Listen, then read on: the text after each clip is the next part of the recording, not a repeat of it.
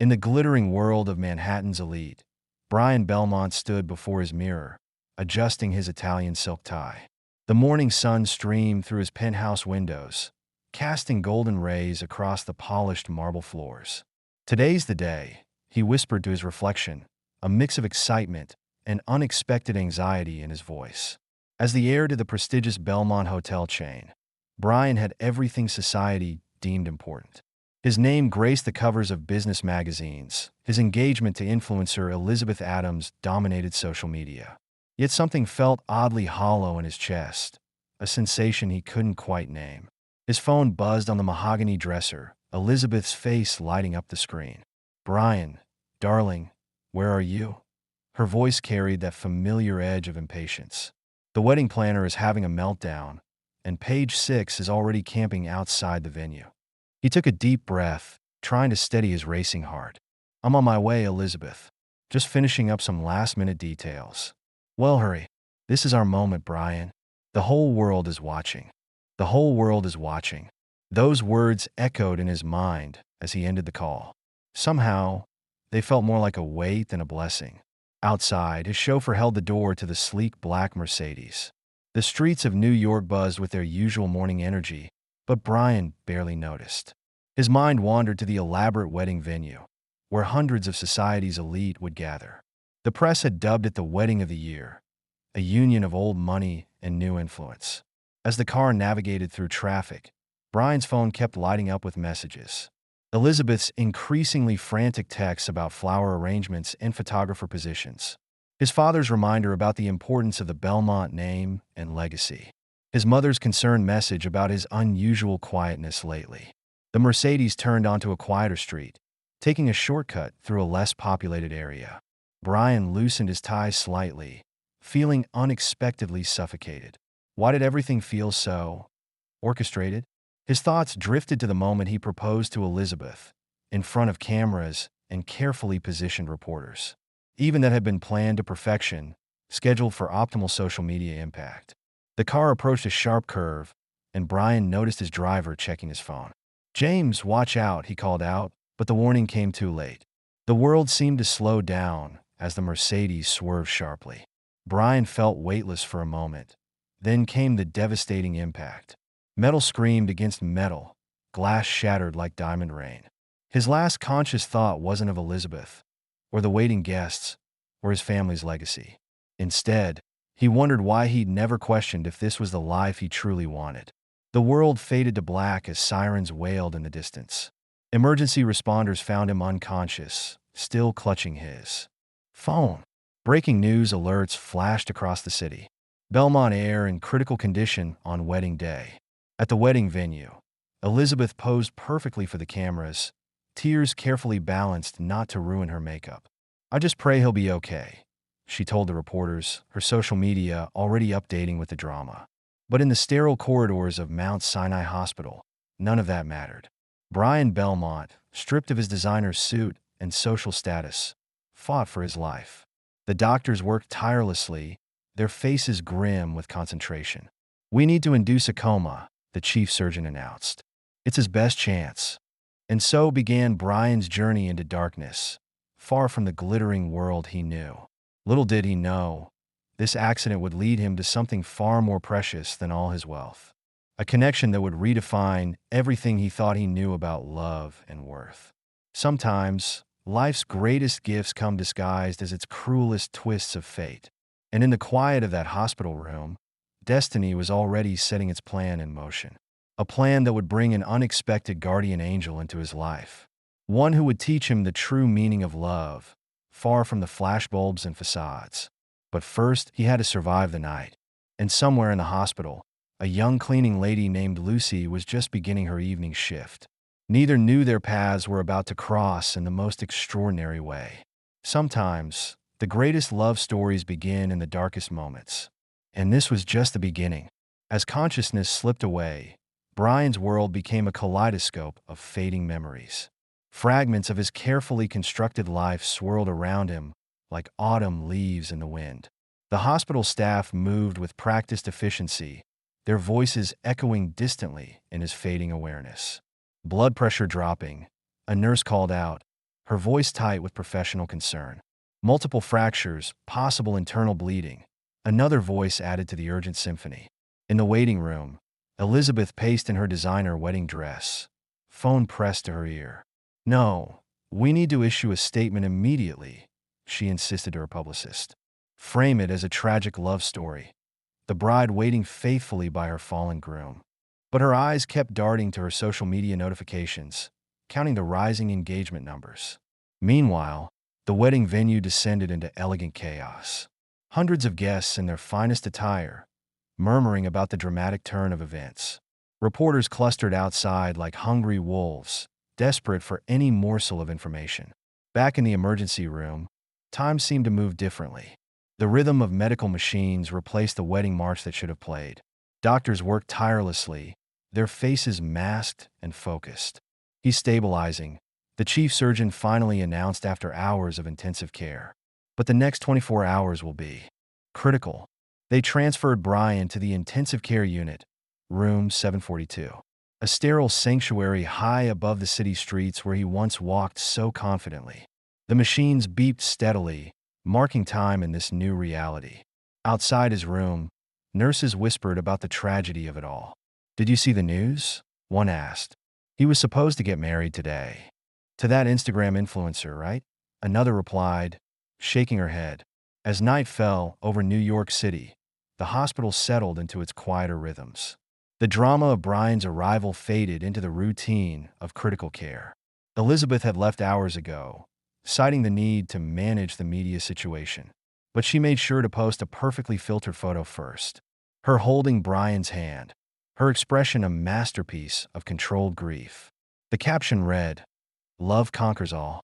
Please pray for us." Folded hands, broken heart. In the darkness of his room, Brian floated in a void between worlds. Unaware of the social media storm his accident had created. Unaware of the paparazzi camped outside the hospital. Unaware that his life was about to change in ways no society column could predict. As the night shift began, Lucy Martinez pulled her cleaning cart from the supply closet. Her worn sneakers squeaked softly against the polished hospital floors. She had heard the whispers about the wealthy man in room 742. But to her, he was simply another soul in need of care. She had no way of knowing that her simple presence would soon become his anchor, that her quiet compassion would rewrite both their stories. In the artificial twilight of the ICU, fate had set its wheels in motion. Sometimes the greatest journeys begin in moments of complete stillness. And in that stillness, Brian Belmont's true story was about to unfold. A story not of wealth or status or carefully curated images, but of the deepest kind of connection, one that would teach him the true meaning of love and worth. As the city lights twinkled outside his window, Brian's first night in the hospital drew to a close. Tomorrow would bring new challenges, new faces, new destinies. But for now, he rested in the quiet darkness, unaware that his guardian angel was already walking the halls nearby. Sometimes life's greatest gifts come when we lose everything we thought we wanted. And in the depths of unconsciousness, Brian's heart was already beginning to learn this truth. In the artificial light of the hospital corridor, Lucy Martinez adjusted her worn cleaning uniform. Her dark hair pulled back neatly, hands already rough from years of honest work. The night shift had become her sanctuary, a quiet time when she could work with her thoughts. The gossip about the wealthy man in room 742 buzzed through the hospital hallways. "Did you hear? He's the Belmont heir," whispered a nurse at the station. "His fiancée's been posting updates every hour," another added, scrolling through her phone. Lucy listened silently as she pushed her cart past them, heading toward the ICU. To her, headlines and social media meant little compared to the human soul fighting for life. She'd seen enough in her years of cleaning hospital rooms to know what really mattered. The first time Lucy entered Brian's room, she was struck by the contrast. Designer clothes draped over a chair worth more than her monthly salary. Yet on the bed lay a man as vulnerable as any other patient she'd seen. Elizabeth had just finished her latest photo session by Brian's bedside. "Make sure to get my good side," she instructed her personal photographer. "And don't forget to capture the flowers I brought. They're from his favorite florist." Lucy waited patiently outside, watching as Elizabeth checked her phone between poses. When they finally left, she entered quietly with her cleaning supplies. The room felt cold somehow, despite all the expensive arrangements. As she worked, Lucy noticed the wilting flowers in their crystal vase. "These need fresh water," she whispered, carefully lifting the arrangement. Her touch was gentle, respectful, as if handling something precious. While changing the water, she spoke softly to the unconscious man. "You know where I come from? We believe flowers carry messages of hope." Her voice was warm, like sunshine after rain. She noticed a slight change in the heart monitor's rhythm as she spoke. Just a tiny fluctuation, but it made her pause. Could he hear her? Was he listening somewhere in the depths of his coma? Days began to pass, each one marked by Elizabeth's carefully orchestrated visits.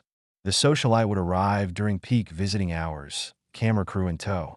Her Instagram followers doubled, then tripled, as she documented her devotion. But Lucy saw what happened when the cameras stopped rolling. How quickly Elizabeth would leave, her attention already on the next social engagement. How she never really touched Brian, never really spoke to him from the heart. In contrast, Lucy developed her own quiet routine. She'd come early before her shift to place fresh flowers from the hospital garden. Simple daisies and wildflowers, nothing fancy, but somehow more alive. She'd straighten his blankets with careful hands, adjust his pillows just so. And always she would talk to him. "Good evening, Mr. Belmont," she'd say, as if greeting an old friend. She shared stories of her homeland, of her journey to America, tales of her dreams to become a nurse someday, when she saved enough money. Her voice soft but clear, filling the sterile room with warmth. Sometimes she thought she saw his fingers twitch or his breathing change. Small signs that somewhere, somehow, he was listening, that her presence made a difference in his silent world. The night nurses began to notice the changes in room 742. How the atmosphere felt different after Lucy's visits. How the monitors showed slightly better readings during her quiet conversations. "There's something special about that cleaning lady," they'd whisper. "She has a way about her, like an angel in disguise." Lucy didn't know about these whispers, these observations. She simply continued her gentle ministry day after day, bringing light into a dark place, hope into uncertainty. Unknown to her, she was weaving a thread of genuine care into Brian's recovery, a thread that would eventually lead both their lives in an unexpected direction. For in the quiet of those hospital nights, something profound was taking root. A connection that transcended social barriers and superficial values. A bond formed not through wealth or status, but through pure human kindness. And somewhere in the depths of his coma, Brian's heart was beginning to respond. To the voice that spoke of simple truths and genuine dreams. To the presence that asked nothing of him but his recovery. Little did either of them know, this was just the beginning of their story. A tale of transformation that would challenge everything they thought they knew about love. For sometimes the greatest connections are formed in the quietest moments, when one heart reaches out to another, asking nothing in return. The first thing Brian noticed as consciousness slowly returned was a gentle voice. Not Elizabeth's polished tones, but something warmer, more genuine. His eyes fluttered open to a world that seemed somehow different than the one he'd left. Sunlight filtered through the hospital window, casting soft shadows on unfamiliar walls. The room came into focus gradually, like a photograph developing. And there, adjusting flowers by his bedside, was Lucy. She hadn't noticed he was awake yet, continuing her quiet morning routine. "The daisies are especially bright today," she was saying softly, like little pieces of sunshine. Brian watched her through half-closed eyes, his mind struggling to make sense of everything. This wasn't the perfectly curated world he remembered. This was something real, something authentic that touched his heart in an inexplicable way. When Lucy finally turned and saw his open eyes, she gasped softly. "Mr. Belmont," she whispered, taking a step back. "You're awake." Her smile was radiant but tinged with shyness, as if suddenly aware of her place. Brian tried to speak, but his throat felt dry from weeks of disuse. Lucy immediately understood, reaching for the water cup with a practiced gentleness. "Small sips," she instructed, helping him carefully. "Take your time." Her hands were steady, sure, showing a natural talent for caregiving. After a few moments, Brian found his voice, though it was rough and weak. "I know your voice," he managed to say. "You were here, talking to me." Lucy blushed slightly, her eyes dropping to the floor. "I hope I didn't disturb your rest," she replied softly. "I just thought—" "No," Brian interrupted, surprising them both with his firmness. "You kept me Ord." The monitors beeped steadily in the background as their eyes met. In that moment, something shifted in the universe of Brian's understanding. Here was something real, something true, in a world he'd filled with artifice. The spell was broken by the rapid clicking of heels in the hallway. Elizabeth burst into the room, phone already recording her entrance. "Brian, darling, you're finally awake," she exclaimed, perfectly positioned for the camera. Lucy stepped back quietly, fading into the background like a shadow. But Brian's eyes followed her retreat, something tugging at his heart. Elizabeth launched into a monologue about her devoted vigil, about the thousands of supporters following their story online, about the exclusive interview deals waiting for their reunion story. But Brian found himself distracted, watching the door where Lucy had disappeared. He remembered fragments of conversations during his coma, stories about a small hometown in Mexico, dreams of becoming a nurse. Simple, honest words that had reached through the darkness to touch his soul. The contrast between those memories and Elizabeth's performance was stark. It was like comparing a genuine smile to a practiced pose. As Elizabeth continued her carefully scripted reaction to his recovery, Brian felt a profound shift in his perception of reality. The world he'd inhabited before the accident suddenly seemed hollow, while the simple presence of a cleaning lady had shown him what truly mattered. Doctors came and went throughout the day, checking his progress. But his mind kept returning to the quiet moments of the morning, to the genuine joy in Lucy's eyes when she saw him awake. That night, after Elizabeth had left to update their followers, Brian lay awake, contemplating the strange turn his life had taken. He realized that sometimes you have to lose everything to see what's real. And in the quiet of his hospital room, surrounded by elegant flower arrangements, he found himself waiting for the sound of squeaking wheels in the hallway, for the return of the one person who had truly been there when it mattered, the one whose simple acts of kindness had begun to heal more than just his body. For in those moments of awakening, Brian Belmont had begun to understand that true wealth wasn't measured in dollars or social media followers, but in the genuine connections that touch our hearts and transform our souls. And somewhere in the hospital, Lucy was thinking of him too, unaware that her small acts of kindness had changed both their lives forever. That this was just the beginning of a story neither of them could have imagined. A story of awakening, not just from a coma, but to the true meaning of love. The days following Brian's awakening brought a profound shift in the hospital's atmosphere. Elizabeth's carefully orchestrated visits became increasingly strained and superficial. Each time she entered, phone camera at the ready, Brian felt a growing disconnect. Meanwhile, he found himself watching the door, waiting for glimpses of Lucy. She had become more hesitant since his awakening, as if unsure of her place. But her presence, however brief, filled the room with an authenticity he craved. One quiet evening, when the hospital corridors had grown still, Brian heard the familiar sound of Lucy's cart approaching his room. "Please," he called out softly as she passed. "Would you come in?" Lucy paused in the doorway, her hands fidgeting with her cleaning cloth. "Mr. Belmont, I shouldn't," she began, but her eyes told a different story. "Lucy," he said, tasting her name like something precious. "Please stay." She entered slowly, carrying with her the simple dignity that had drawn him. "I remember everything you said," Brian continued, his voice gentle. "About your hometown, your dreams of becoming a nurse, your journey here." Lucy's eyes widened, a blush coloring her cheeks. "I didn't think. I hoped you could hear me, but—" "Every word," he assured her. "You were my anchor in the darkness." The hospital room felt different now, charged with unspoken possibilities. While others came for photos and publicity, Brian continued softly. "You came with genuine care and asked nothing in return." Lucy moved closer, drawn by the sincerity in his voice. "I just wanted to help," she whispered. "You seemed so alone." "I was," Brian replied. Until you started talking to me. Elizabeth chose that moment to make her grand entrance, her heels clicking against the floor like warning shots. She stopped abruptly, taking in the scene before her. "What is this?" she demanded, her social media smile vanishing. Lucy stepped back, ready to disappear into the shadows again. But Brian's voice rang out, clear and determined. "She's the one who was really here, Elizabeth. The one who cared enough to talk to me, to bring fresh flowers, to treat me like a person, not a photo opportunity." Elizabeth's perfectly made-up face contorted with disbelief. "Are you serious?" she scoffed. "She's a cleaning lady, and she has more genuine compassion than you've ever shown." The words hung in the air, heavy with truth and consequence.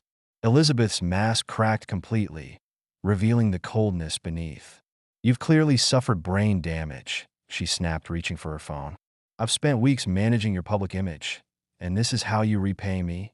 Brian looked at her, really looked, for perhaps the first time. "That's exactly the problem," he said quietly. "It was always about image." Lucy stood frozen, watching this exchange with wide eyes. She hadn't meant to come between them, hadn't planned any of this. But something profound was happening, something that couldn't be stopped. "Elizabeth," Brian continued, his voice growing stronger, "I think it's time we stop pretending. This relationship, this engagement, it's all been for show." Elizabeth's perfectly manicured hands clenched into fists. "You'll regret this," she hissed, spinning on her heel. "When you realize what you're throwing away, don't come crawling back." The door slammed behind her, the sound echoing through the quiet room. Lucy moved as if to leave too, but Brian caught her hand. "Stay," he whispered. "Please. I'm tired of living for appearances." Their eyes met, and in that moment, both felt the world shift. Sometimes the greatest love stories begin in the simplest ways, with nothing more than honest hearts finding each other. And in that hospital room, surrounded by beeping monitors, two souls who had found each other in darkness began to see the possibility of a different kind of light. A light built on genuine connection, not social media likes. On real conversations, not carefully crafted captions. On the kind of love that transforms not just hearts, but entire lives. And as Lucy's hand remained in his, warm and real, both knew that this was just the beginning of their true story. A story of love that transcends social barriers and expectations. A story that proves sometimes the greatest treasures come disguised as life's most unexpected turns. In the weeks that followed Elizabeth's dramatic exit, the hospital corridor became quieter. The paparazzi gradually lost interest, finding new dramas to chase. But within room 742, something beautiful was beginning to bloom. Brian's recovery accelerated, strengthened by a new sense of purpose. Each day brought Lucy's visits, no longer shadowed by pretense or fear. Their conversations flowed naturally, filled with genuine laughter and shared dreams. "Tell me more about your nursing dreams," Brian asked one peaceful evening. Lucy sat in the visitor's chair, her work uniform replaced by casual clothes. "I've been saving," she shared softly, "taking extra shifts when I can." Her eyes lit up as she spoke of her passion for caregiving. "Sometimes I help the nurses with small tasks, learning what I can." Brian watched her, mesmerized by the quiet determination in her voice. "You'd make an incredible nurse," he said, meaning every word. "The way you cared for me, even as a cleaner, that's a true calling." Lucy blushed, but her smile held pride and hope. "The application deadline for nursing school is next month," she confided. "I'm still a bit short on the tuition, but I'll keep working. Maybe next year." Her voice trailed off, dreams mixing with reality. Brian felt his heart swell with admiration for her persistence. "What if you didn't have to wait?" he suggested carefully. "I could help, not as a handout, but as an investment in your dream." Lucy's expression shifted, a gentle but firm resolve appearing. "Brian," she said softly, "I appreciate the offer, but I need to do this myself. My mother always taught me that earned dreams taste sweeter." He nodded, understanding and respecting her independence. Yet privately, he began making arrangements through his foundation. A new scholarship program for aspiring healthcare workers. One that would, coincidentally, perfectly matched Lucy's situation. As Brian grew stronger, their relationship deepened naturally. They shared stories of their childhoods, hopes, and fears. Lucy spoke of her immigrant parents' sacrifices and determination. Brian revealed his doubts about the superficial world he'd inhabited. Together, they began imagining a different kind of future, one built on genuine connection rather than social expectations. The hospital staff watched their growing closeness with quiet approval, noting how Brian's recovery seemed to accelerate in Lucy's presence, how her own confidence bloomed under his genuine appreciation. During his physical therapy sessions, Lucy would often stop by to encourage him. "Remember how far you've come," she'd say on difficult days. Her faith in him became a source of strength and motivation. One afternoon, as Brian took his first unassisted steps down the corridor, Lucy walked beside him, ready to steady him if needed. "You're doing it," she exclaimed, her joy lighting up the hallway. Brian paused, turning to face her with newfound clarity. "I couldn't have done any of this without you," he said softly. The truth of those words resonated deep in both their hearts. For in helping him heal, Lucy had found her own kind of healing, a validation of her worth beyond titles or social status. And Brian had discovered what truly mattered in life: the simple magic of genuine connection, the strength found in vulnerable moments shared, the beauty of dreams nurtured by mutual support and understanding. As they stood there in the hospital corridor, both knew that this was more than a story of recovery. It was a testament to love's transformative power, a reminder that sometimes our greatest dreams come true in ways we never could have imagined, and sometimes the heart's truest calling leads us exactly where we need to be. In the soft glow of dawn, Brian stood at the window of his penthouse apartment. So much had changed since that fateful morning of his almost wedding. The view was the same, but the man gazing out at Manhattan was transformed. Lucy had just left for her morning nursing school classes. Her textbooks scattered on their dining table told a story of dreams taking flight. The scholarship she'd won had opened doors she'd thought forever closed. Brian smiled, remembering her tears of joy when she received the acceptance letter, how she danced around their apartment, clutching the envelope to her heart, never suspecting his quiet role in making her dreams possible. Their love story had caused quite a stir in New York's high society. "Belmont Air marries hospital cleaner," the headlines had screamed. But their wedding had been everything Elizabeth's planned spectacle wasn't. A simple ceremony in a garden, surrounded by people who truly cared. Lucy's family bringing their warmth and traditions.